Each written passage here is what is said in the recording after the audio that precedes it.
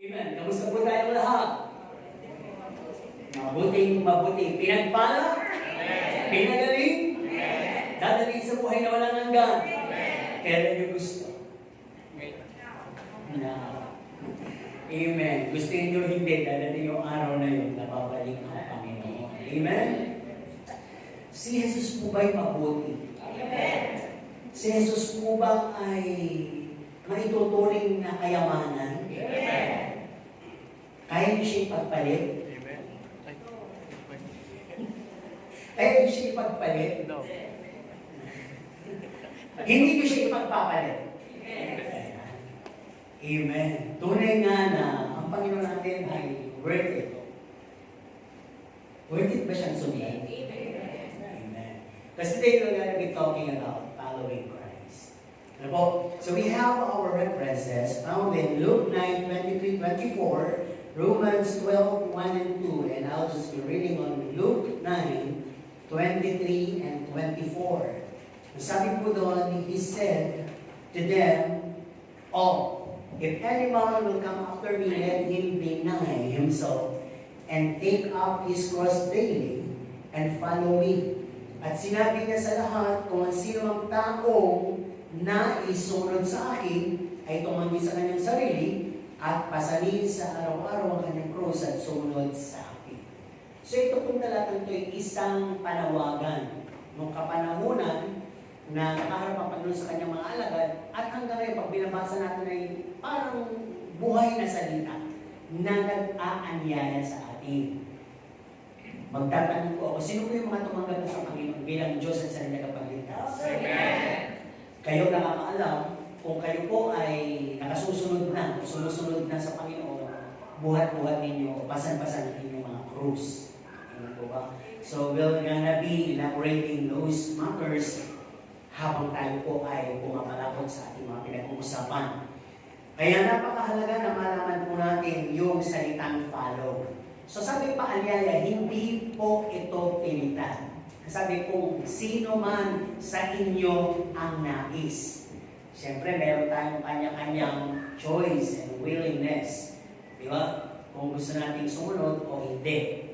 Kaya, pwede sabihin natin na nag-aantay ang Panginoon sa ating lahat na sumunod sa Kanya. Now, he set an example. He lived his life worthy of his calling to be a son of God. Pero tayo po, binigyan din ng ganong titulo, to be called Christian and children of God. Kaya hindi mahirap dahil ang unang gumawa, nagpakita ng halimbawa, ay ang Panginoong Jesus. And the Father, Abba Father, His Father, find Him faithful and pleasing. Kaya, hindi na kailangan siguro sabing well done. Di ba? Nung binautismuhan, sinabi na talaga ng Panginoon, ito ang aking kaisa-isang anak na talagang nalulugod ako sa Kanya. Maririnig din po ba natin yung ganong tension ng Panginoon sa akin? Pagharap natin sa Kanya, doon sa langit, sasabihin ng Panginoon sa akin, well done, by faithful, ano ba gusto niyong titulo? Children, servant, o ano? Servant. So whatever it is, ang maganda, makarating tayo doon at magantimpalaan tayo. Kung yung masabihan ka lang ng gano'n na ako'y nalulugod sa iyo, napaka-laking bagay. Because it will relate to our faith. Ibig sabihin na buhay tayo na ayon sa pananampalataya, meron tayo na nalugod ang Panginoon. Kasi yung faith natin ang magbibigay ng kaluguran sa Panginoon. Bago tayo kumalaot, tayo muna yung po, tayo po'y manalangin. Panginoon, we're so blessed, we're so glad, sapagkat you have chosen us, you have called us, at ikaw nagsabi, Panginoon, that we do not choose you, but you chose us first. Kaya nagkaroon din po kami, Panginoon, ng pagkakataon na mag-yield out upang sumunod sa iyo, Panginoon. Alam ko, Panginoong Diyos, na madaling sabihin na kami anak mo, na kami sumusunod sa iyo, ngunit ang mga gawa ang magpapakita nito sa aming mga buhay. Let your Holy Spirit, O God, do those things for us to really consecrate us, sanctify us, purify us, and motivate us to follow you. Sapagkat tunay nga po, doon lang po sa salitang denial, self-denial, ay isang napakalaking issue sa buhay ng bawat mananampalataya, Panginoon. na maaring sinasabi namin, Panginoon, na mahal ka namin, but we deny it. Na maaring gusto namin sa langit, but our deeds and works deny it, O God.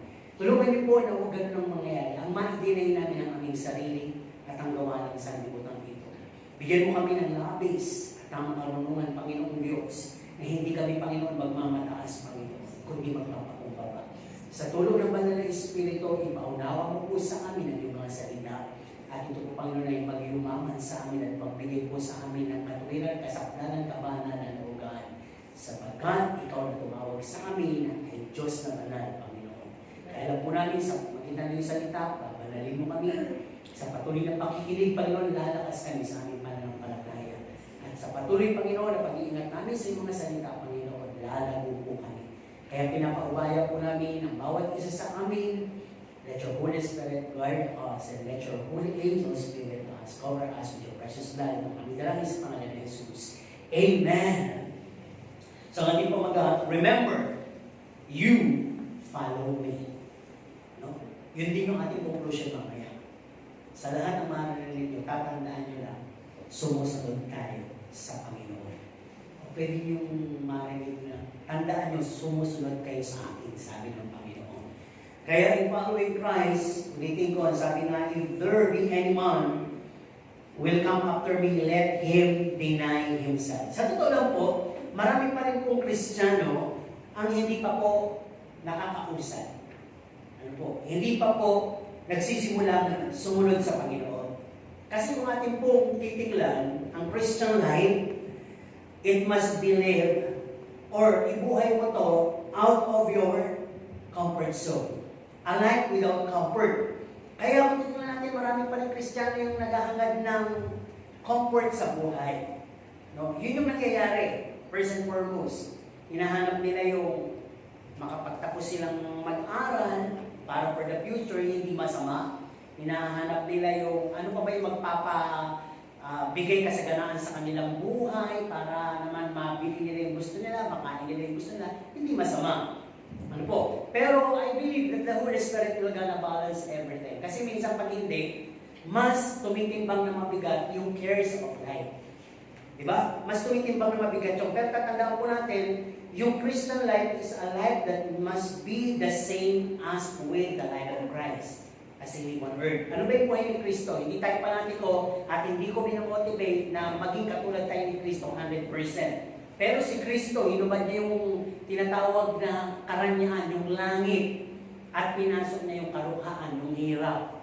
Kaya kung titignan po natin ang buhay niya, he lived his life in a solitary way, lacking companion, no friendly atmosphere, wala siya masyadong kasama, wala siyang maraming kaibigan, walang katiyakan, walang tahanan, at walang seguridad. Saan man siya abutin ng gabi. So I believe kapag tayo sumusunod sa Panginoon, hindi naman tayo panati kung aalis na tayo sa ating tahanan, iiwanan natin ang lahat, magulang, asawa, kapatid, o iiwanan natin yung ating mga kaibigan. Hindi, the Holy Spirit will lead us through at ibabalance na yun, unti-unti. Ano po? Kaya, kung tingnan natin, ang Christian life is not a life of prestige, beauty pageant, VIP treatment, leisure, at or to be live in the fullness of your wantings and self-liftings. Ano yung sabihin nun? Kasi these days, di po ba usong-uso yung pagpapaganda? Sinong gustong gumanda? Gumawa po. Hindi masama. Di ba? Eh kung kaya naman yan sa pamagitan ng pagkain ng mga masusustansya, pagtulog ng maaga, pag-exercise, bakit hindi? Di ba kasi these days, di ba ano sabi nga, nung natin po preaching, ngayon maraming peke. Minsan nakita mo gano'n, makita mo transport, physically. Hindi masama, pero dapat mas mag-transform muna tayo spiritually. At napaka-powerful ng spiritual transformation. Kasi yung physical, hindi masama pero most of that is faith. Di ba, makita mo isang araw, walang kilay, may kilay na hindi na nabubura. Wala namang piling mata, humaba ang gusto. Di ba? Walang buhok, nagkabuhok. At hindi na makahinga, butas lang, nagkailong. At ang bibig, lumiit, lumaki, lumapad, humaba. Lahat na gagawa eh. Umula, umitim. Whatever you want, kaya na ng pera. Di ba? Pabatain, banatin ka, papayatin ka, anything. Money can buy. Yun nga yung sinasabi, ang buhay Kristiyano, hindi gano'n. Mamaya kasi may mga Kristiyanong maatupag pa sa gano'n, pero nakakalimot na doon sa kaniyang pagsunod sa Panginoon. Kaya pinapaalalahanan po tayo. At sabi din, ang Christian life is not a life of war. Hindi ito laging gulo sa pamilya. Kinakailangan, talagang magsisimula minsan yung pamilya mo para ikaw ay persecute, ikaw ay pagbintangan, ikaw ay talagang pagsalitaan, pero hindi habang buhay sasagot ka. Mananahimik ka. At ipagkatiwala mo sa Panginoon ang pagkilos. At ang sabi rin, Christian life is not just claiming our titles to be Christian. Sino Kristiyano? Amen. Diba yan? I-claim natin yan. Pero hindi lang pala yan, pag-claim ng title na ako'y Kristiyano, you should prove that you are Christian that is following Christ. Sumusunod kay Kristo. Kaya sabi marami pa rin Kristiyano, o matatawag na natin to the stage na believer pa rin, that cannot leave their comfort side. Hindi sila handang kubarin yung tinatawag na karangyaan, yung lumang pagkatao, yung hilig sa buhay. Ang sabi kasi ang Christian life parang race yan eh. Parang isang karera. Ikaw ba'y handa na? Nandiyan na ba yung lahat ng, ikaw ba'y nakapag-ensayo? Ikaw ba ay nakapag-exersisyo? Ikaw ba'y nakapag-diet? Ikaw ay dala mo ba yung lahat ng mga dapat isuot mo? To be an athlete, to be a runner. Di po ba, talaga bang ikaw ay may baon na tubig? Ikaw ba ay may endurance?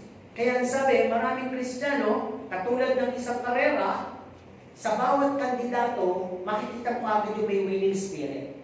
Sila rin nag-uusap, at talagang habang nag-uusap sila, nagkawa-warm up sila. At meron din naman yung parang nakikihalo-bilo lang. Gusto lang makasama sa event. At talagang sila pahiga-higa pa, paunat-unat pa, at para bang walang winning words na sinasabi. At para bang palagay nila, hindi sila mananalo. Kaya sabi nga dito, tayo mga Kristiyano ay pare-pareho din.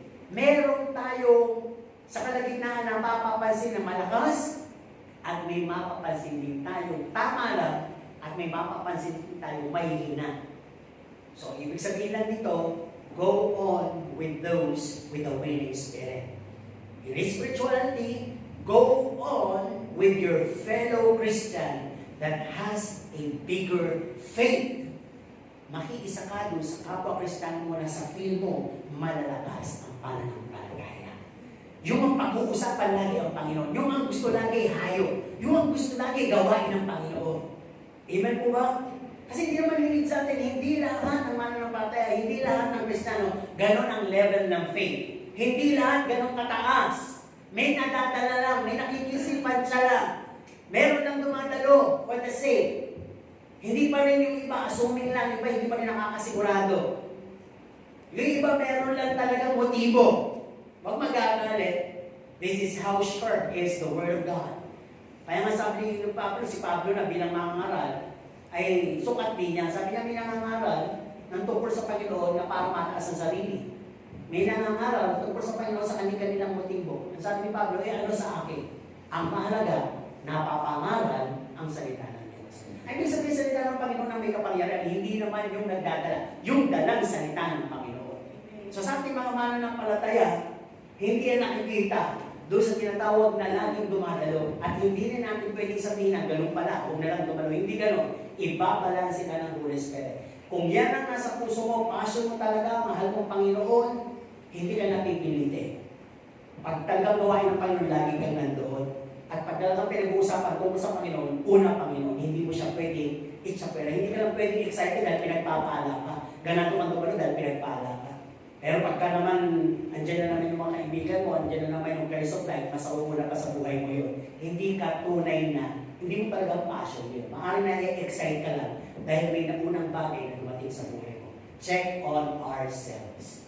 Denying ourselves is the thing to follow Christ.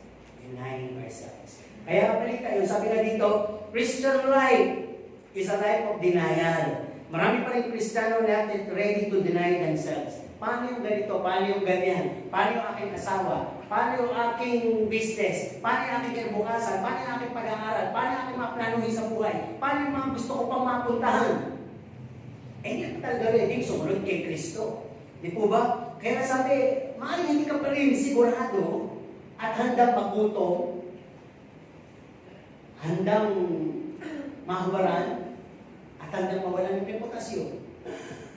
Talagang pwede mangyari sa iyo kapag sumusunod ka kay Kristo. Dahil si Kristo, ginanon.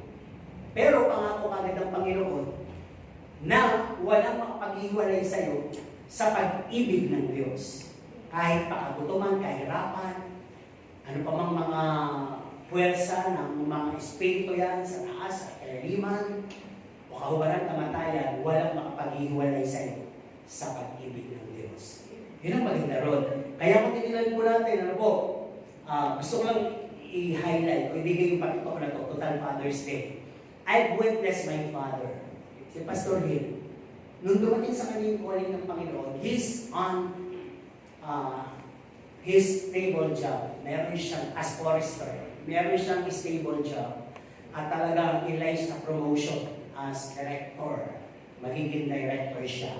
Pero, nung dumating sa kanya, simple lang yung narinig niyang salita. Nung habang siya ay nasa harapang ganito, lumapit siya. Parang workers pa lang siya rin eh. Ang narinig niyang salita, paglingkuran mo. So, natumba siya. Pagkapos noon, after 1 to 3 weeks, nag-decide siya, iwan yung trabaho. Ang sabi lang niya sa mga kasama niya, bakit? Ipropromote ka na for director.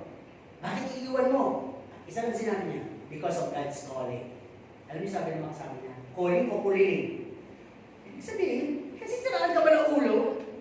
Ibig sabihin, maganda yung sweldo mo, tapos, inline ka sa promotional to be a director, kasi nakita naman talaga trustworthy siya, hindi siya nasusuhulan.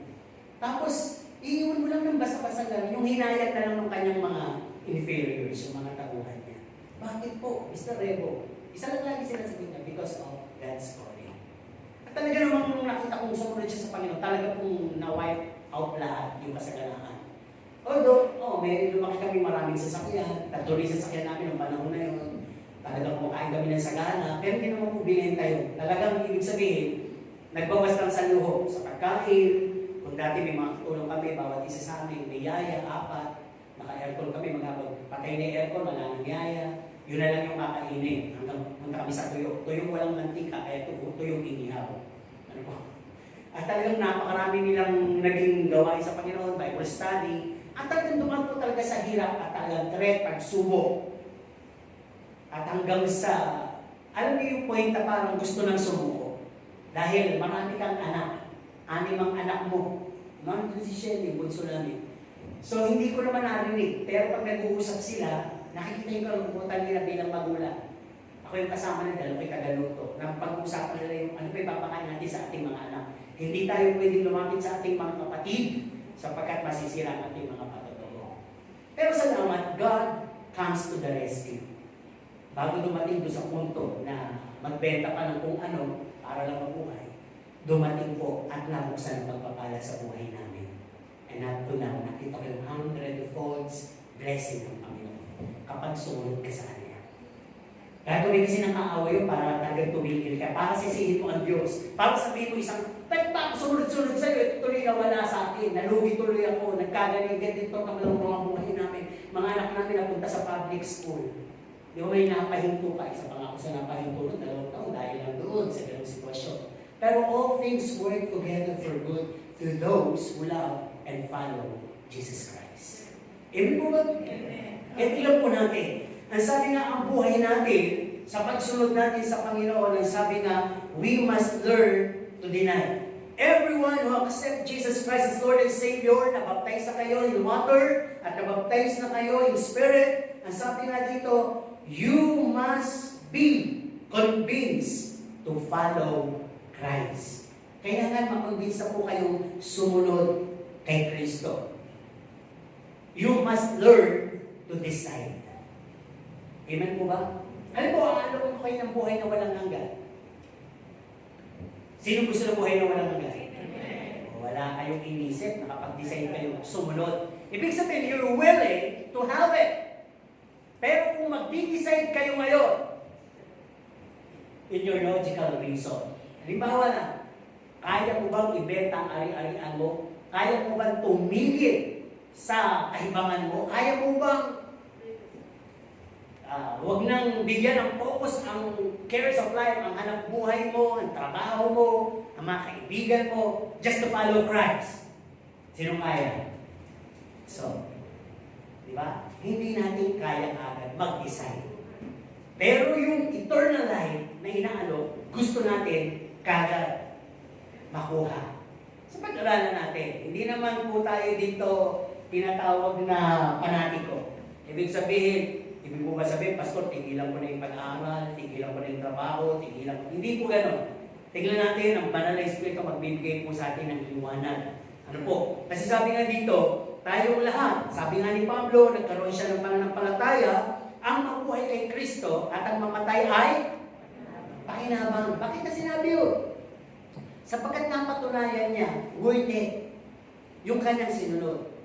Doon na sa reconsider niya kung sino ba siya, paano siya tinawag ng Panginoon. Isa po siyang napakasamang mamamatay Kristiyano.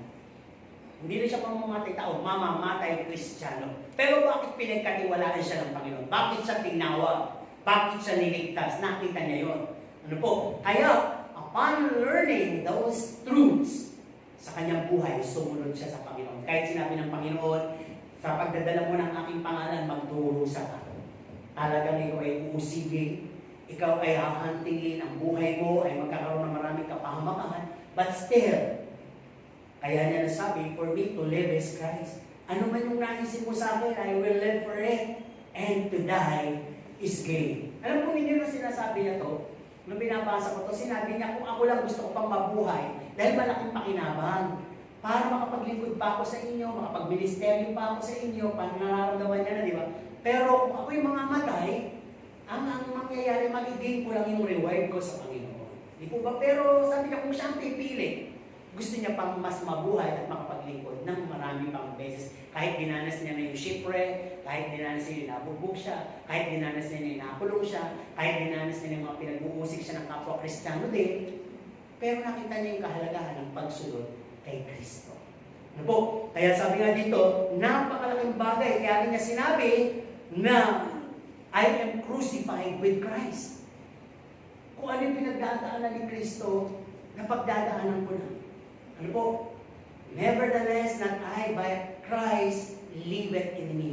And the life that I live is not of me, but of Christ, of the Son who gave His life for me. Yan ang kinakailangan ng maging mga hold-on verses natin. Galatians 2 verse 20. Hindi na tayo nabubuhay, napako tayong kasama ni Kristo. Ibig sabihin napako, ano yung napako sa atin? Yung ating mga lumang pagkatao, yung ating mga bagay na kahinaan, kasalanan, mga pag-ibig sa liputan, pinako na, napatay na. At ang binubuhay na natin ngayon ay ang buhay ni Kristo. Buhay sa katwiran, kabananan, buhay sa paglilingkod, sa pag-share sa iba, pagbabahagi ng kung ano meron tayo sa iba, higit sa lahat, pag-ibig po sa mga hindi kaibig-ibig. Amen po ba? Kaya napit ito, napakalaking halaga na malaman ng Kristiyano, maunawaan, the moment we accept Christ is the moment that we have to make a decision. Gagawa ka ng decision. Are you going to follow Christ? Are you going to live a life worthy of His calling? Mga tanong yan. Are you gonna be agreeing with the Holy Spirit program in your life to consecrate you, sanctify you, purify you? Tagalogin natin later. And are you willing to live in full obedience and trust to God by faith? Sa Tagalog, ikaw ay magdedesisyon. Kaya mo bang sumunod kay Kristo? Kaya mo bang mabuhay ng ayon sa layunin ng pagkakatawag sa iyo? Kaya mo ba pumayag sa banal na Espiritu na ikaw ay hubugin, ibukod, dalisayin, at pakabanalin? At kaya mo ba sumunod to the fullest ng pagsunod sa Panginoon na ang tanging magiging pangahawakan mo ay ang pagtitiwala at pananampalataya? Kaya ba?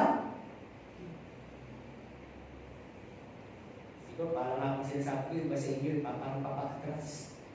Ano po ba kayo po ba yun? Nagdudulan. Tandaan po ninyo, kaya. Amen? Amen lang naman isasagot nyo dun eh. Pag sumagot kayo ng amen, the Spirit of God, the Holy Spirit, will move your spirit. Ano sabi? If the same Spirit that raised Jesus from the dead dwells in you, He will quicken your mortal body. Kung tatamad-tamad ka, at nandiyan ang Holy Spirit, bigla kang sisipag. Kung ikaw ay lalata-lata, andyan ang Holy Spirit. Kung papayagan mo lang, bigla kang magiging alerto. Kung marami kang inaalala sa buhay, andyan ang Holy Spirit. Papakalimot sa iyo mga nananin sa buhay at papakita sa iyo ang eternal reward and benefit na pagsunod sa Panginoon. Ganun lang. Kasi hanggang hindi mo pinapayagan ng Holy Spirit, may spirit, may controlling spirit. It could be either spirit or the old self na nakatambay sa'yo, na ang gusto idle ka lang, ang gusto wala kang ginagawa, ang gusto naghihintay ka sa rapture, dinadaya ka, akala mo naman kasama ka, pero hindi ka kumikilos. Di po ba? Kaya sabi, maraming magbubulat. Sa totoo lang, pag talagang hindi mo inunang pag dumating siya, hindi ka una, hindi ka kasama. Huwag magalit. Pinapasabi ng Panginoon to. Talagang ganun po sasalain. Kasi kung yung mga taong mahirap, yung mga taong, simulan natin sa taong mahirap, sa taong napakaraming problema, sa taong may kapansanan, sa taong may stable job, sa taong napakayaman, sa taong kompleto na lahat, yung lahat ng binanggit ko, sa mga taong yun na nakapaglilingkod sa Diyos, nang walang anumang dahilan, hindi naging dahilan yung mga binanggit ko, na kung ano sila. Kung may dahilan kayo, isuko nyo na. Sumunod lang kayo sa Panginoon. Ang sabi lahat ng alagad, sumunod sa Panginoon. Hindi sila nagkaroon ng pag-aatubili. Kaya kung titignan po natin, yung literal cross na bubuhatin mo, sacrifice po yun. Isa-sacrifice mo yan araw-araw. Amen po ba? Sasacrifice mo yung araw-araw, medyo sabihin na natin, pinagtatawanan ka, o maaaring iniwan ka na ng mga tropa mo, o maaaring nagiging tampulan ka ng usapan, wala nang kinilala ng Panginoon. Sacrifice yun, maaaring medyo hindi na napaganda yung posisyon mo, yung trabaho mo, o business mo, dahil sa paglilingkod mo sa Panginoon, kasama po yun. You don't have to do anything or to worry about it. All you have to do by faith is, in everything, give thanks, for this is the will of God upon you, because you are following Jesus. Remember, you follow me. Kaya may ganun. Di po ba? Pero ang napakagandang pagbibigay ng inspirasyon doon, hindi binibigay o pinapayagan ng pagsubok na hindi mo kaya. Kung dumadating yan sa'yo, kasi kaya mo, at ang Panginoon may kumpiyansa na magagawa mo, itaas ang bandera, at doon sa mga negatibong bagay na nangyayari sa buhay mo sa kauli-ulian, patotoo pa rin ang nangyari. Hindi paninisi o sumbat sa Panginoon. Sobrang po, Panginoon. Ano po yung pwede sabihin? Panginoon, bakit mula ng paglingkuran kita, hindi na po itatanggapin ng Panginoon? Sapagkat alam ng Panginoon ang ginagawa niya, kilala ka niya, nasa tiyan pa lang ikaw ng magulang mo, pinagplanuhan ka na ng Panginoon, magpasalamat ka, isa ka sa naligtas ng Panginoon. Kung ano man yung nangyayari sa buhay mo, na hindi mo man to, hindi mo man ma-interpret, hindi mo man makuruan, it's all in a purpose of God is reshaping you, molding you. You have to follow. Kasi baka hindi na si Christ ang pinapollow mo. Huwag magagalit. Maaaring pinapollow mo ay si Pastor. Dahil na-admire mo si Pastor. O pinapollow mo, isang brother na napakasipag. Nandun na rin paningin ko. Kaya ano sabi? Look unto Jesus. Looking only unto Jesus, the author and the finisher of our faith. Siya na walang iba. Siya lang titingnan mo. Kung may umuusig sa'yo, kahit na nga dito sa loob ng church, kung mayroong nakakatisog, huwag yung tingnan mo. Ang tingnan mo ang Panginoon. Pinapayagang may ganun para lumitaw ang bunga ng banal na Espiritu. Di po ba? Kaya napakahalaga po sa atin. Malaman po natin, ang sabi nga dito, kung paano ang Panginoong Jesus ay nahirapan literally, physically sa pagbubuhat ng krus, may tumulong po sa kanya. May nagbuhat. Hanggang marating niya yung bundok, Kalbaryo, ano po, at doon siya pinako. Ngayon, nagbuhat po tayo ng ating, hindi naman po literally na krus. Kung diyan sabi dito, yung mga binubuhat natin, it could be kabigatan, pasakit, o paghihirap. Presently sa buhay natin. Pero sabi nga, ang Panginoon naman ang tutulong sa atin. Matthew 11:28. Ang sabi niya, come unto me, all you that labor and your heavy ladens, and I will give you rest. Papasanin ko yan, magaan ang aking pamalo. Papasanin mo yan, lumapit ka lang sa akin. Okay, let's talk about unang bahagi, denying oneself. Remember, denying is the key to follow Christ. Sabihin natin, denying is the key to follow Christ. Paano yun? Ang sabi nga dito, what is the meaning of denying oneself? It's a constant transformation. A switch right. Bigyan natin ng ilustrasyon. Halimbawa, ikaw ay makukulong.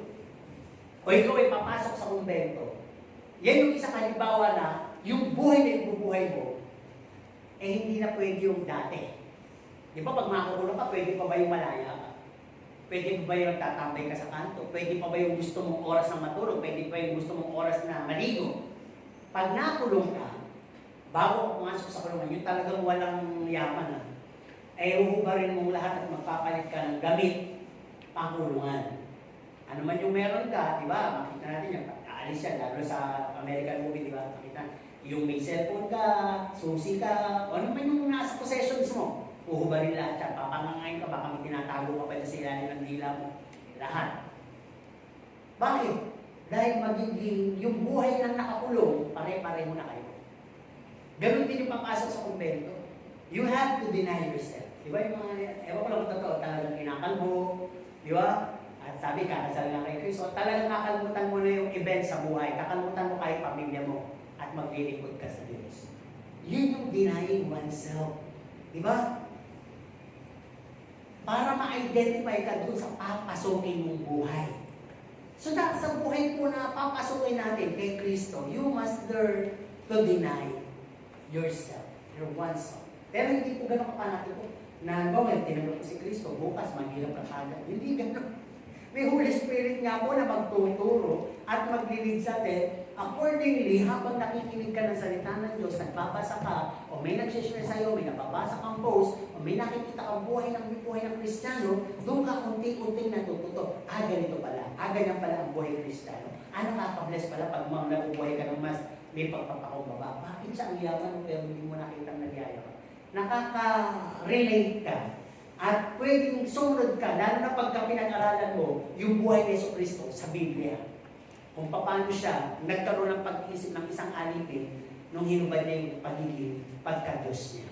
Ano po? Kasi kay Kristo nga tayo sumusunod. Halimbawa, sa kanyang mga alagad, si Mateo ay isang tax collector, si Lucas ay isang doktor, si Pedro isang mangingisda, si Maria Magdalena ay isang prostitute, si Paul, na sumulat ng mga Colossians, Thessalonians, Philippians, lahat ng iyan, Corinthians, no? Ang sabi, na isang Pariseo ng Tarsus at isang church persecutor at killer ng mga Kristiyano, the moment they received no Christ, kinalimutan nila lahat yung kanilang background. Iniwan ni Mateo yung pagiging tax collector, si Lucas yung pagiging doktor, si Pedro yung pagiging mangingisda, si Maria Magdalena yung kasalanan, yung pagbebenta ng aliw. Ganun din si Pablo, yung kanyang mga na-achieve sa buhay na parang para sa iyo. Iniwan pong lahat. Bakit? It is all about denying ourselves. When we want to follow Christ, we must learn to deny ourselves. Ano ba ibig sabihin? 1 John 2:15, Romans 12:1 and 2. Ito napakadaling i-memorize. Anong 1 John 2:15? Do not love the world, neither the things in the world. If you love the world, the love of the Father isn't in you. Ano pa sinasabi sa Romans 12:1 and 2? No? Na kinakailangan everyday you must renew your mind. Para mapatunayan mo, do not conform to the world, but renew your mind for you to prove the will of God.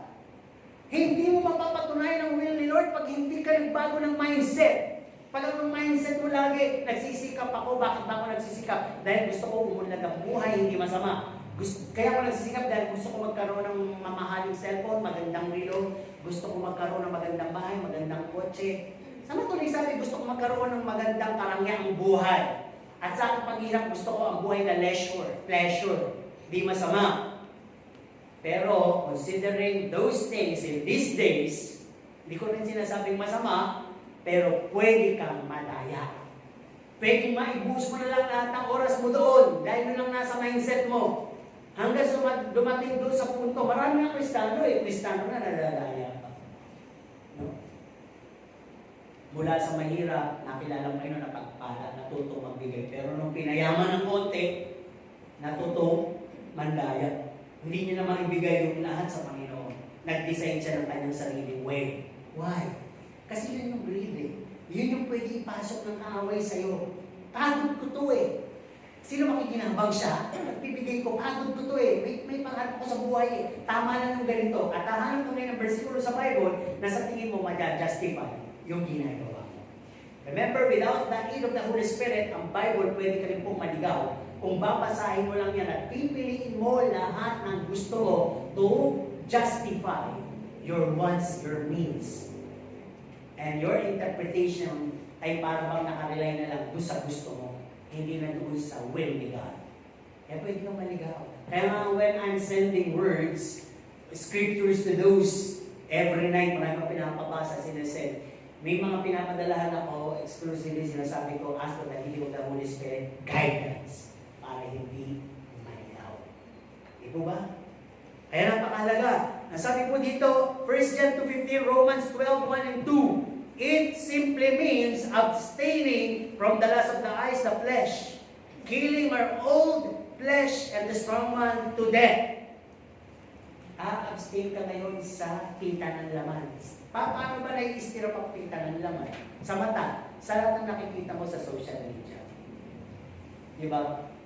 Kasi, huwag mag-aagalit. Talagang lahat tayo nasa social media.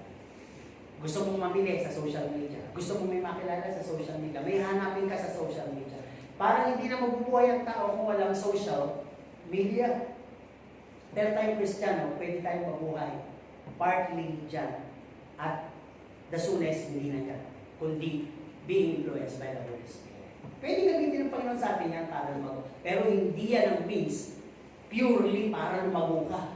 Bumalik ka sa go back to the Bible itself. Hindi ang Bible makikita lamang dyan. Hindi ang katuruan makikita lamang dyan. Dumalo ka sa church. Hindi lahat ng preaching maririnig lang dyan. Hindi lahat ng Bible papasahin mo lang dyan. Hindi lahat ng counseling maririnig mo dyan. Go to the pastor, to the leaders. Consider mo sila. Kaya may fivefold ministry. Kaya may church. Hindi tayo nakikiuso. Find yourself. Pag nakikiuso ka sa social media, what are you uplifting? Are you magnifying God? Kung ginagamit mo ang Facebook mo to glorify God, amen for you. Pero kung ginagamit mo ang Facebook, social media to uplift yourself, to find likers, to have followers, you're down. Tayo lahat susunod kay Kristo. Pwede magamit mo yan to help others follow Christ. Hindi i-follow ka. Yung lahat ng may followers, huwag kayong magagalit. If you need people to follow you sa inyong popularity, sa inyong fame, sa inyong talent, sa anumang meron pinapresent sa social media, you would be held accountable pag-harap niyo sa Panginoon. Siguro sasabihin ng Panginoon, sa dami ng followers mo, hindi mo man sinabi kung sino ako sa kanila. Hindi mo man ako shinare. Ikaw yung nag-glorify, ikaw yung na-magnify. Tignan nyo, bakit ko sinasabi ito? Matthew 7:21. Marami na pong gumawa sa larangan pa ng paglilingkod sa Diyos. Nagpalabas ng demonyo. Nangaral, bumuhay ng patay. Pero bakit pagharap nila sa Panginoon, sisisihin pa rin sila ng Panginoon? Mga hangal, lumayas kayo sa aking harapan. Mga manggagawa ng katampalasanan. Kasi, pwedeng ginagawa mo yun, tumaas ang ego mo, tumaas ang pride mo. Pinupuli ka, napakagaling mo pastor, kapag papagaling ka, kabubuhay ka ng patay. Ang galing mo magturo. Pag yung pastor wala ng self-guard, wala ng Holy Spirit conviction, wala ng humbleness, pwede siya makagain ng self-confident. Magkaroon siya ng fame, magkaroon siya ng glory for himself. At sabi niya, napakagaling ko, I'm fully anointed. I take the glory from God. Hindi na siya hindi na ang Panginoon ang luluwalhati. Siya na ang naluluwalhati. Bakit nangyari yung pastor ay pastor siya? In the Bible says, even the elect can be deceived. Kahit nga'y mapili, madadaya pa. Kaya napakalaga na ordered tayo, nalalaman natin yung salita ng Panginoon. So in following Christ, ang sabi dito, do not love the world, the things in the world. Okay lang. Sabi ni isang mayaman, nakita ko sa TikTok, may nag-share sa my day. Ang yaman hindi nakukuha sa mamahaling klase ng relo. Yung mamahaling relo at yung murang relo, pareho lang magsasabi ng oras yan. Kung huminto man yung isa, ay dahil siguro wala lang baterya. Pero ay huminto yan, isa, iikot pa rin yung lalagpak pa rin sa tamang oras yung pinagkahintuan niya sa isang araw. Lagi sa isang araw, AM and PM, may tamang oras siya. Di ba? Kaya kung mamahalin mo ng sasakyan mo, at doon sa karag-karag, tricycle, parehong makakarating yan. Mabagal nga lang isa, kaya isa lang yung kalsada. Hindi naman porke ang sasakyan mo yung mahal, dadaan sa lantay na gitong daanan eh. At kapag tricycle, doon ka sa lubak-lubak, hindi, pareho kong naplapla. Pareho kong natudumihan. Diba? Kaya lang, kapag gano'n lang yung sasakyan mo, ganyan lang, unang linisin, uulan naman. Pero pag sasakyan mo, baka obligado ka pang magpalinis, obligado mo ang pagandahin, maintenance, dahil nga merong dating. Kaya sabi, sino kumukuha ng lahat ng oras mo? Pleasure upon pleasure, upon leisure, upon leisure. Ang hindi mo na nakikita, the more you put in advancements in your life, the more you put in cares in your life, baka ang nawawala na yung relasyon mo sa Diyos. Kaya, God is motivating us to live a simple life. Hindi kasalanan, no?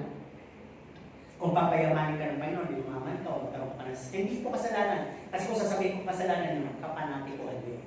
Amen po ba? Pero huwag lang din po natin i-judge yung marami ng ari-arian na naglilingkod sa Panginoon. Silang bahala. Ang Panginoon ang bahala sa kanya. Kung kaya niya i-share yun, kaya niya magbigay sa Panginoon, good for him. Pero kung yung yaman na yun ay lumalason sa kanya, yaman na yun nagpapawala sa kanya, pag-pray natin siya.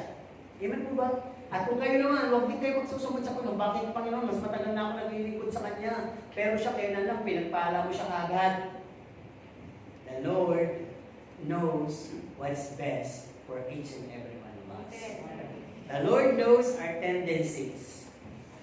May papaliwanag pa natin mamaya-maya. Sabi nga dito, knowing the will of God, or to prove the will of God, is through self-denial. Hindi mo mapapatunayan ang kalooban ng Diyos hanggang hindi ka nakakapasok sa self-denial. Yung tanggap mo na pinaglingkuran mo ang Panginoon, iniwan ka ng kaibigan. Okay lang yun. Hindi ka iniwan ng Panginoon. Nung naglingkod ka sa Panginoon, medyo ang business mo sumimple na. Okay lang yun. Basta mahalaga araw-araw, nagigising ka, kumakain ka ng tama. Okay lang yun. Nang paglingkuran mo ang Panginoon, may mga pangyayari sa buhay mo, mas parang bumigat ang mga pagsubok.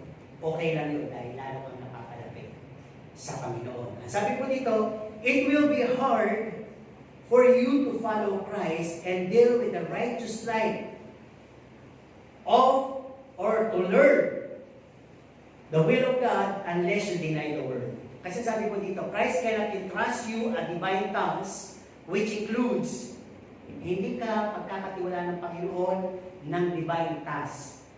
Na ang nasa loob na itong divine task na sinasabi ko, wisdom, knowledge, courageousness and boldness, enablement of the Holy Spirit, trust in the will and follow God, at yung hunger and thirst for righteousness. Hindi ka pagkakalooban ng Diyos mo kung hindi ka willing i-deny mo. Di ba? How? Yun lang salita, huwag mong ibigay ang perlas sa baboy o sa aso. Bakit sinasabi yun? Dahil hindi naman mahalaga sa kanila yung perlas eh. Sige, subukan nyo, yung may perlas dyan o diamante, bigay nyo sa baboy. Tingnan nyo kung tatago ng baboy. Ano kaya gagawin ng baboy at aso doon sa tingin nyo? Yuyurakan lang. So, ibig sabihin dito, kapag ikay Christian at nabibigyan ka ng salita ng Diyos at hindi mo binabasa, hindi mo pinapahalagahan, ay parang gano'n yun. Yung perlas ay binigay sa iyo, pero ikaw nagiging katulad ka ng ano? Ayun lang ang salita. baboy o kaya aso, di ba? Na ano, nayuyurapan mo lang yun, hindi mo papahalagahan. Pero sabi nga dito, pag pinalagahan mo ang Panginoon at dininay mo ang sarili mo at ang mundo, mabubuksan sa'yo yung tinatawag na pagkakalooban ka ng Diyos, ang wisdom and knowledge, courageousness and boldness, enablement of the Holy Spirit. Kaya siguro makikita niyo kung serious ka. Yung gusto-gusto mong magsalita, gusto-gusto mong mag-share, gusto-gusto magturo, may excitement ka. Yun na yun. Pasimula na binibigay sa'yo ng Panginoon yung mga bagay. It's all about righteousness, thirsting about God. Bakit? Kasi unti-unti pinapayagan mo Holy Spirit gumawa sa buhay mo to deny the world and deny yourself. Meron ako narinig lagi nagpapatotoo. Parang mula nung nakilala kong Panginoon, parang pinakita sa akin yung kakontentuhan na parang hindi ka na kailangan i-spend yung life para hindi na naman ganun tatagal eh. Di ba? Na kailangan ganun pa yung pangarapin mo. Siguro tayo mga Kristiyano, tamang may buhay na tayo, huwag kakontentuhan at pangarapin na natin yung eternal life. Yung kayamanan, yung buhay na walang hanggan, at yung lantay na gintong tahanan na nalalaan ng Panginoon sa atin. Amen po ba? Iba lang, inilagay ko, please. Iba talagang gusto nila yung bayan nila, yung yari sa Hano Blocks, yari sa simento, at talagang yung kanilang kanya ay espalto. Ayaw talaga yung lantay na ginto. Sino gusto ng lantay na ginto? Tahanan at kalsada? Well, kanina ayaw nyo, gusto nyo na. Okay, siguro isip nyo lang. Ang sabi nga, hindi ko yung masisisi. Ang sabi kasi sa Bible, wala pang nakakakita at hindi pwedeng ma-describe ni hindi pa nga narinig, hindi ma-i-imagine kung ano at gaano kadakila at kaganda yung nilaan ng Panginoon para sa kanyang mga anak. Di po ba? Yun lang makapasok ay isang magandang bahay. View pa nga lang sa labas pa lang eh. Napakanganga ka na eh. Nung maliliit kami, bibihira lang namin malalaking bahay. Puro bungalow nun, di ba? Bibihira lang namin magagandang sasakyan. Sabi ko naman ako sa dati parang sasakyan, 5 taon, 6 na taon bago magkaroon ng bagong modelo. Eh ngayon parang wala pang 3 buwan, may bagong modelo na naman. Bakit? Ang tao kasi ay nag-crave. Kaya ang dami nyo nabibiling murang second hand dahil yung mga kayang mag-afford ng bagong modelo, bibili para sabihin nilang mayaman kami, kaya namin lahat ng takot dalay, lahat ng una, kami pakinabangan niyo yung aming mga tinagsawaan. Yan ang mundo. Hindi masasatisfy. Tanungin nyo, kung may kakilala kayo may pinakamagandang sasakyan ko, satisfy na. Hindi pa. Hindi po ba? Oo, siguro kung ikaw yung mayaman ka, yung hindi ka na lumalakad sa bahay lang, yung tinututungan mo, maandar na lang ng pusa. Ipindutin mo na lang papuntang kusina. Mayaman ka nga, talagang dinastos mo na lahat eh. Titingnan mo na lang nung bukas. Tapos may kamay, susuko ka naman sana. Tapos meron ka na rin, may mechanical ka na rin. Dahil ang yaman mo eh, lahat high-tech. Di ba matulog ka na lang, may balay mo pang kumikilipisa. No, pagka umaga ka, susunod-sunod ka, mana. Itakayo ka. Di ba ganun dati kasi walang high-tech? Ang mga prinsip no? Di ba kung napapanood natin? Ganyan lang, bibihisan, papalikuan. Di ba? Yung mga palasyo wala tong walang manisya. Sa sobrang inaalalayan, magsesex na lang yung hari at saka yung reyna, prinsesa sa kabilugan ng buwan, merong pang-assistant kung anong gagawin ng hari at ng prinsesa. Ganito itong posisyon, ganito. Ay, napakatamad naman.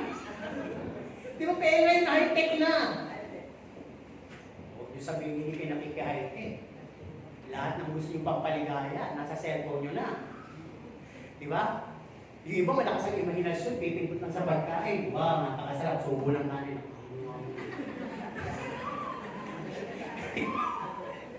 Pwede na. Eh dati kasi nung walang ganyan, amoy lang. Amoy lang. Ay, ang bango nung parang inihaw na. Ang bango. Kain siya, subo ng kanin. Parang inihaw na dala. Nag-uusap sila. Hindi, inihaw yata ng crispy pata yun. Sabi, subo lang ng subo, ano? Makita ano bang inihaw niyo? Pinapagwali sa akin mga balahibo ng aso. Sinulog namin mga balahibo ng manok. Hindi nyo, Kasi ganun minsan nasubukan ko dyan. Naglinis ako ng bakuran. Eh, malakas yung apoy. Hindi ko na yung lahat ng dumi ng aso. May kapatiran. Pumasok. Pastor, ang bago naman ang niluluto. Sabi ka, sige, amoy pa ko. Eh, ba't dito pa nga ako? Gusto po bang malaman ko ano yun? Kasi alam nila nagluluto ako. Oo nga, bago. Pastor, ano ba yun? Tayo po ng aso. Kasi sikat. Ikaw talaga, pastor. Ika din po. Balik tayo dito. Bakit naman natutunan? Deny yourself. Sabi niya natin, deny yourself. Huwag niyong gagayahin ha. Ano po, baka maadik kayo. Tuloy tayo din sa ating pinag-uusapan. Ang sabi nga dito, pag ikaw ay double-minded. Ano po ba yung double-minded?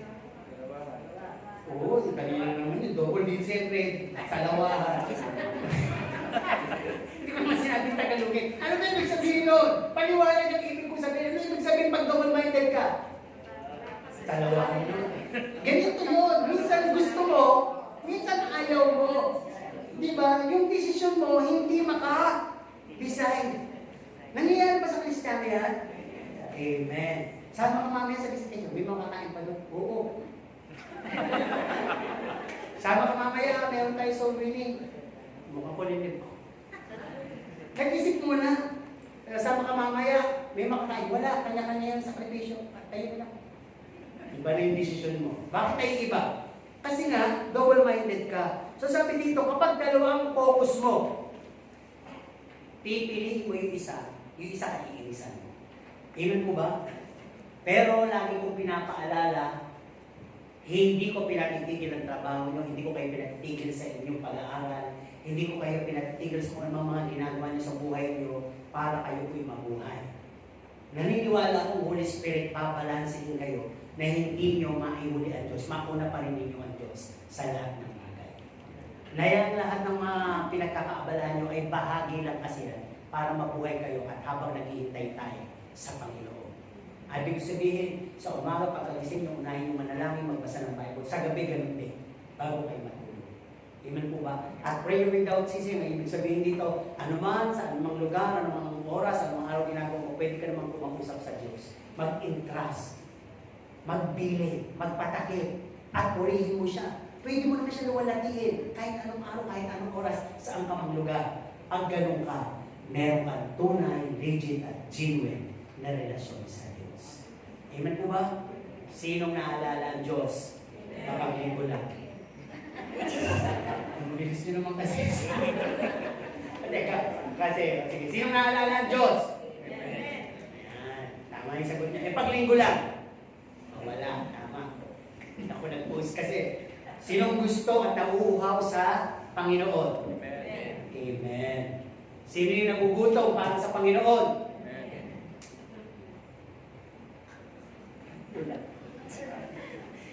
O sino yung literally nagugutom na ngayon? Halata sa mukha. Hindi naman po kasi bawal kumain. Kumain po kayo pag maga ng linggo, pero if you decide to have a partial fasting, eh, magsakripisyo po kayo. Amen po ba? Pinapakaya mo tayo sa tanong Panginoon. Okay, tuloy tayo dito.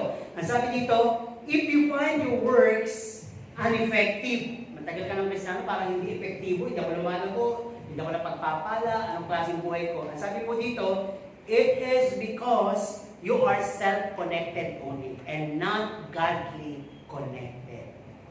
Ikaw lang yung nagduktong sa sarili mo, sa paraan mo, hindi ka talaga nakaduktong sa Diyos. Assuming lang, kumbaga, tinatawag mo yung sarili mong Kristiyano, yun lang yung akala mo. Pero, alam mo rin sa buhay mo na hindi ka ganun kaseryoso. Alam mo rin sa buhay mo na hindi ka pa nagpapasimulang sumunod. Yung mga kasama mo, natakbo na. Malapit na kasi. Ano kaya pwede mong sabihin? Di ba, Pastor, sabi naman po sa Bible, may naunang nahuli. Kaya hindi pa po ako tumatakbo. Baka ako yung mahuling mauna. Ang mali po yun, ha? Malang application. Sino gusto ganun mangyari sa buhay niya? Nahuli, pero nauna. Amen. Huwag niyo apply yan pag nahuli kayong dumating dito. Una pa kayong uuwi. Kaya yun dapat sa espiritual. Kung naligtas ka ngayong kapanahon ng huling panahon, ibig sabihin, mauna ka rin pagdating ng Panginoon. Kasi, yung may mga nauna na, nawala sa Panginoon na daya sila. Bakit? Di ba yung kinanta natin, yung 10 may sakit eh. Pag binigay na yung need mo ng Panginoon, yung wants mo, maaaring iwan mo na siya. Kaya kung meron kang mga dala-dala sa buhay mo ngayon, magpasalamat ka sa dahil nagpapaalala yan para lumapit ka palalo sa Panginoon. Ikalawang punto na pag-uusapan natin, take up your cross daily and follow me. Ano ba itong mga cross na to? Sinabi na po natin kanina, ito yung kabigatan, pasakit at paghihirap mo sa buhay. Tandaan mo, tinawag ka, pinili ka. Sino yung mga yun? Taas ang kamay. Diba gaya? Okay. Take up your cross. Dalhin mo yung paghihirap mo, yung pasakit mo. Dalhin mo yung kabigatan. Araw-araw may problema. Hindi natin matindi na yan. Araw-araw may threat. Araw-araw may pagsubok, may trials. Hindi natin maiiwasan yan. Araw-araw may tao gagamitin para busitin ka. Hindi natin maiiwasan yan. Kahit na nga panahon, nakakabusit minsan. Bakit? Bibilad ka, bigla na lang uulan. Magsasampay ka, bigla na lang uulan. Di ba? Minsan yung init, bigla na lang uulan. Nagkakasakit ka tuloy. Di ba? Para bang lahat na lang, ay para bang pwedeng maging punto ng sisisihin mo. Pero sabi nga po dito, He called us, He chose us, and loved us. Sunod lang tayo sa Panginoon kahit may ganun care sa buhay, kahit may mga alalahanin, may paghihirap. Ang sabi dito, we must follow Christ. No? In following Christ, ang sabi dito, we might lose our lives. Marami na pong namatay. Maraming pinatay. At maraming nahubaran ng reputasyon sa pagsunod kay Kristo. Ang tanong, kung sakaling mangyari sa iyan, hindi ka pa pinapatay, papatayin ka pa. Pinabibili ka. Maglilingkod ka pa ba sa Diyos? O papatayin ka namin? Natatanda niyo po ba yung kwento? Nang may pumasok ng mga bandit sa isang simbahan, araw na linggo. At talagang papatayin yung lahat ng naroon. Ang sabi yung lahat ng gustong iligtas sa sarili na lumabas na. Maraming lumabas. Kayo, sakaling mangyari ito, sino ilalabas? Sino ilalabas? Kasi narinig nyo na yung kwento. Sa mga baguhan, lalabas ba kayo mananatili? Papatayin kayo para kay Kristo. Yung kayo hindi makasagot, meron kayong kaya sa buhay. Paano yung business ko? Paano yung relasyon ko, nanay ko, tatay ko, kapatid ko? Paano yung asawa ko, anak ko? Paano yung kinabukasan ko? Paano nga? Hindi ka pa nga kumikilos yun. Wala kayong papatay, hindi ka nga kumikilos eh. Ngayon papatayin ka sa kamustong mag-sowing. Di ba? Sabi ng kwento, sino yung mga takot? Nanginginig ko, patakasin nyo kami, patakasin nyo kami. Tumakas tuloy iba. Walis na. Sabi ng bandits, yung mga papatay sa kayo, saradong pinto! Sige, pastor, simulan mo gawain. At gusto namin makisalo sa mga tunay na Kristiyano. At tayo magpuri sa Panginoon. Yung mga naiwan, yung matatapang, yung handang ibigay ang buhay sa Panginoon. Di po ba? Ang umalis ay yung mga natuhan. Ang sabi po dito sa akin, kaya nasabi ko ang sabi dito sa Luke 9:23-24, sino man ang magligtas sa kanilang buhay, mawawala nito. Sino man ang magbigay ng kanyang buhay at nawala dahil sa paglilingkod niya sa Panginoon, makakamtan at makikita niya yung buhay niya. Amen ba? Hindi yung isipin yun. Pwede mangyari sa inyo. Ang nangyayari lang po sa atin, mostly reputasyon ang nawawala. Di po ba? Nang ikay nakakilala sa Panginoon, pinagtatawanan ka, pinag-uusig ka, pinagbibintangan ka ng kung ano-ano. Mga reputasyon lang po yun. Pero sabi nga ng Panginoon sa Mateo 5, kung babasahin po ninyo mapapalad, kung ikay pinagsasalita, ninuusig, hindi ginawa yun. Kaya ginawa yun dahil sumunod ka sa akin. Kaya ginawa sila. Remember, you follow me. Jesus Christ. Kaya kung titilang po natin, maraming pinatay na, marami ang naging martyrs na dahil sa Panginoon. Di po ba mga alaga? Nakita niyo naman mga katapusan nila, mga legit naman sila sa Panginoon, pero bakit hindi lang sila basta namatay na natutulog, talagang hinati, nilagari sila, kanilang katawan, hinati sa gitna, no? Pinahina. Yung iba, pinako ng patagili, papatuwad, papabaliktad pala.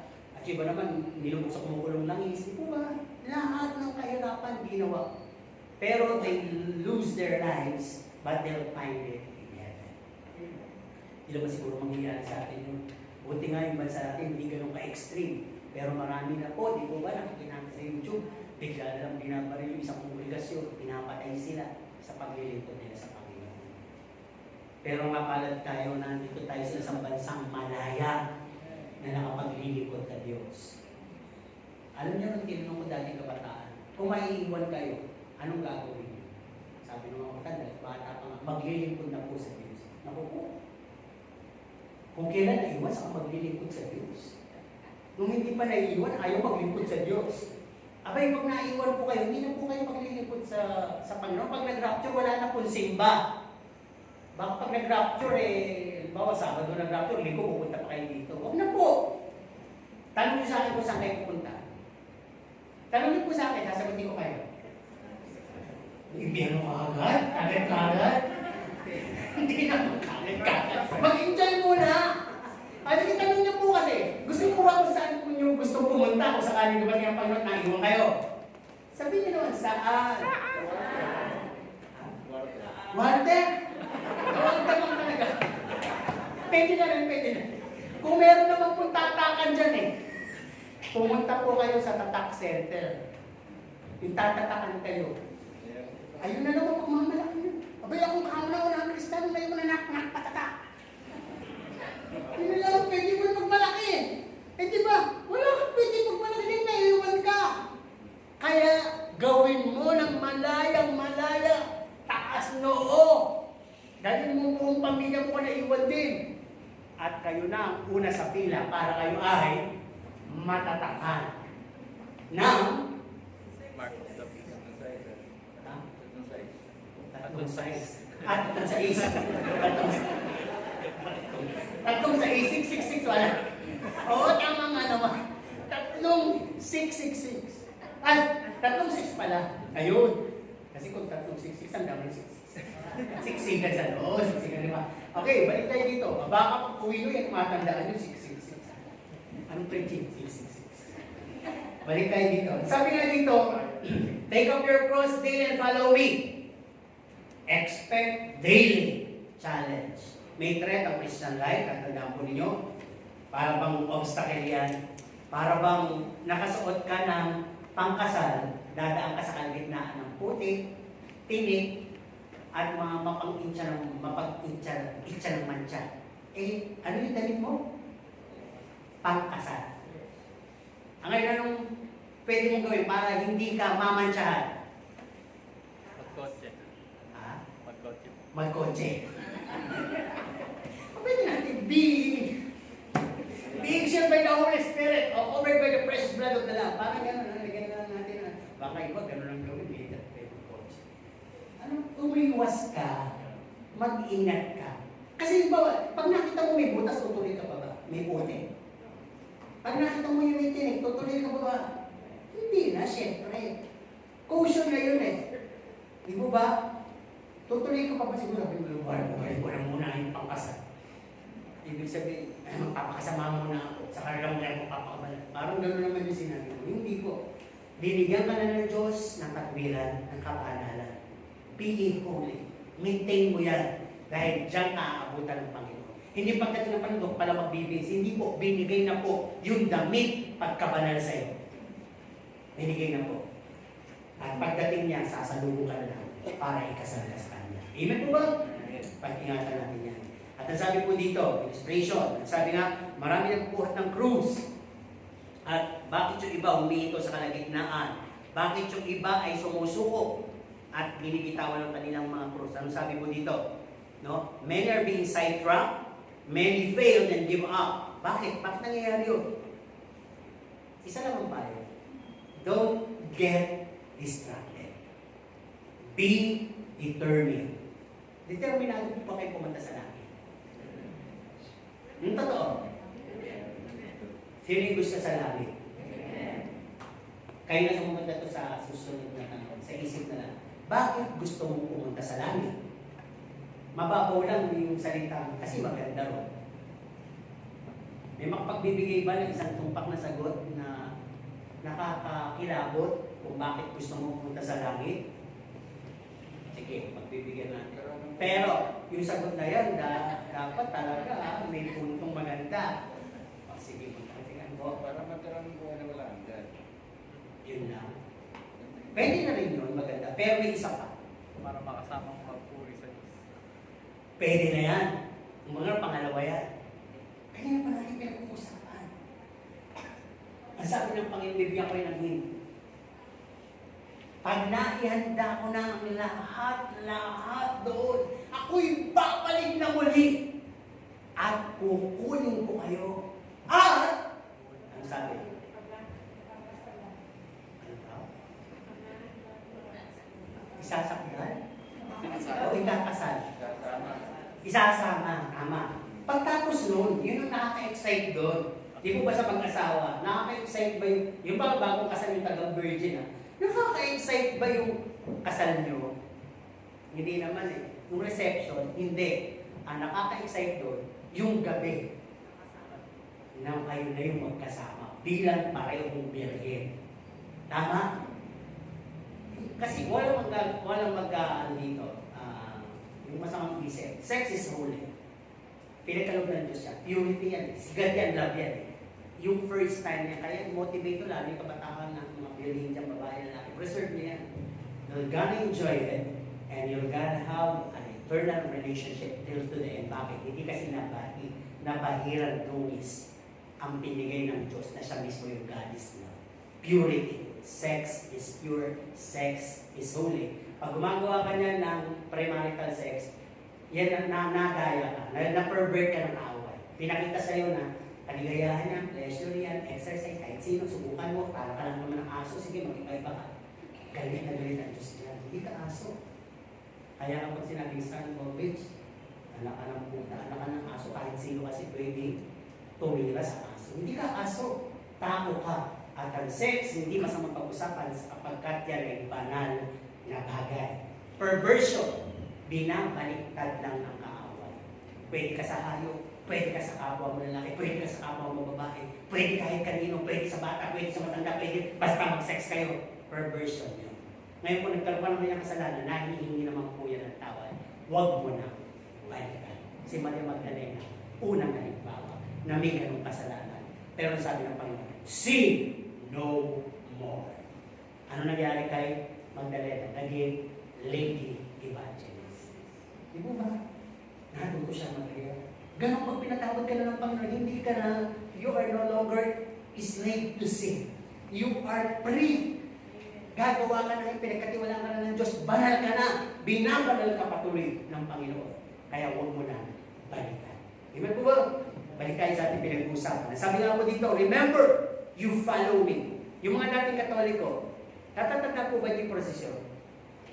Ba't ka nagpo-prosesyon? Ang interpretation ko dyan, nakikita ko ba sa ilang bata kung nanonood kami ng prosesyon? Sasama ka dahil nakakayag ka. Kasama ka dahil masarap, mahaba yung lakarin, at habang naglalakad ka, pwede ka makapag-chismisan. Pwede kang may makilala. Pwede kayong, huwag nang bumalik sa simbahan. Dumaan na sa kung anong kaligayahan na gusto nyo gawin, inuman kaya. Pero ang first motive mo ay prosesyon. Di po ba? Ano pa? Pwede kang may makilala, at yung iba naman ay, pwede ka rin makapagnakaw yung mga may masasamang motibo. Di ba? Yung mga mandurukot, lahat na pwede mangyari habang nagpro-prosesyon.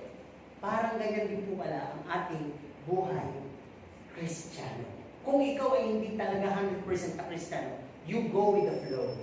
You call yourself Christian, pero may iba kang motibo. Kaya ka nakikipag-Kristiyano dahil marami ka pwedeng maging kumpare, kumare, may makikilala ka dito, kaya may bibigay sa blessing, o kaya may papakinabangan ka, o kaya ay, alam mo na, para kung sosyal ng buhay Kristiyano mo, at sasama ka, nagaganito ka, you just go with the flow, pero yung motive mo, lahat, hindi nakapasa sa harap ng Panginoon. Let your motive be to the purest kind. Pag talagang Panginoon, Panginoon lang talaga.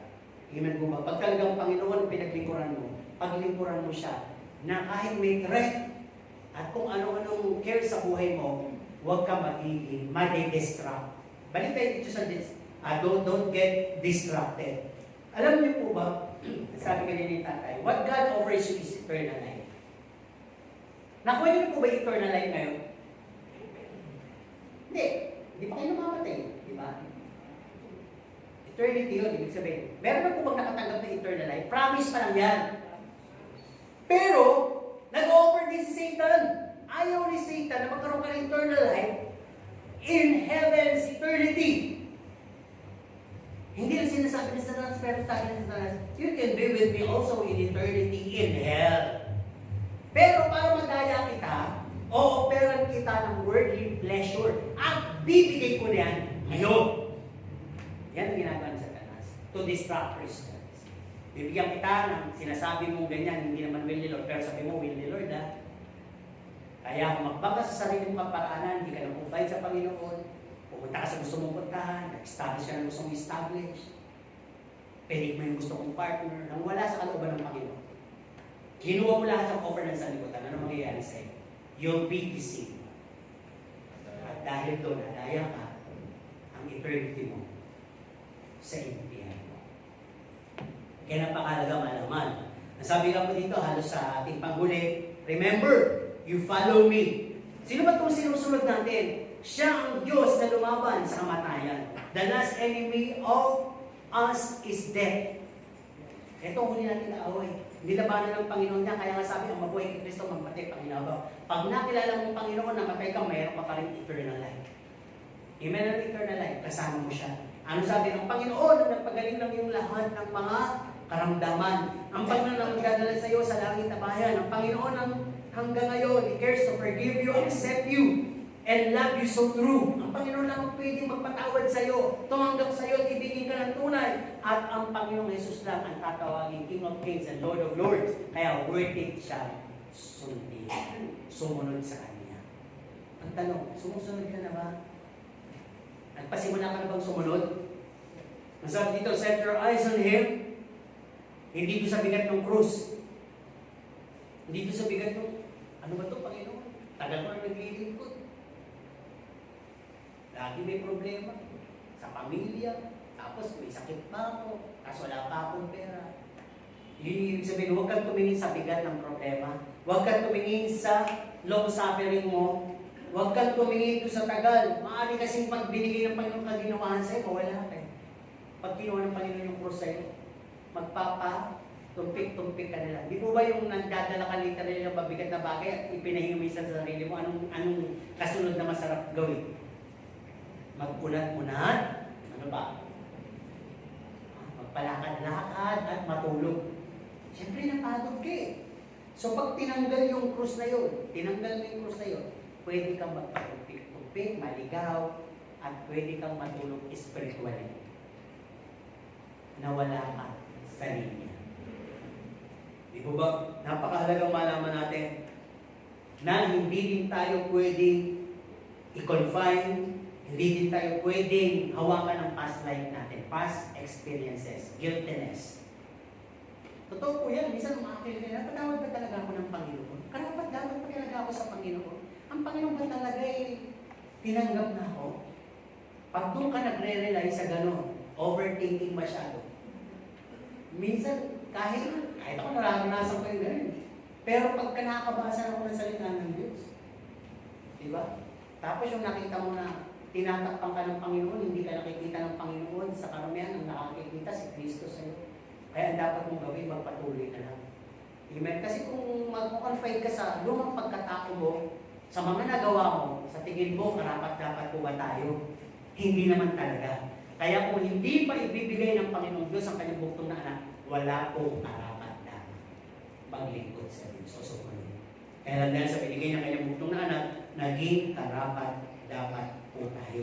Ang ibig sabihin dito, don't consider your past life.